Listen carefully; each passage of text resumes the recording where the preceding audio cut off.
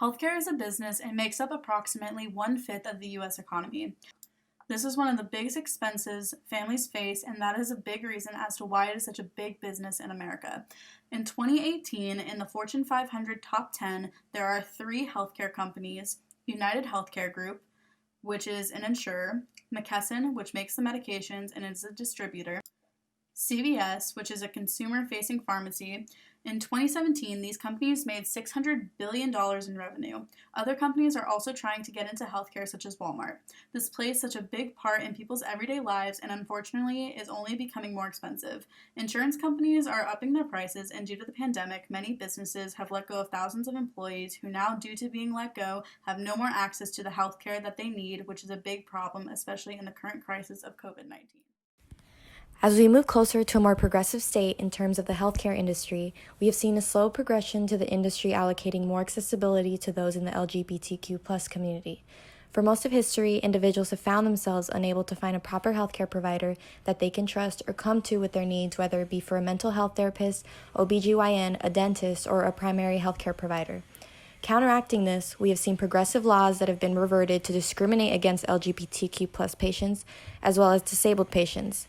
We move forward and we take steps back, and this is to show where we have advanced as a country, but to also showcase the impediments that keep us from solidifying a more inclusive and just healthcare system. In this documentary, we will also be exploring the impact healthcare costs impede on the working American. As the costs of treatment continue to rise, many people cannot afford to seek medical care. Since 1962, the total expenditures on healthcare in the nation have increased by over 15%, and it is expected to keep an upward projection. By 2028, it is expected to have increased by at least 20%. All over the country, people are paying thousands of dollars in medical insurance. These premiums and deductibles still result in copays for many Americans, leaving them with massive medical bills they cannot afford. The United States Census Bureau disclosed that in 2018, 8.5% of people, or 27.5 million Americans, did not have health insurance at any point during the year. The uninsured rate and the number of uninsured increased from 2017.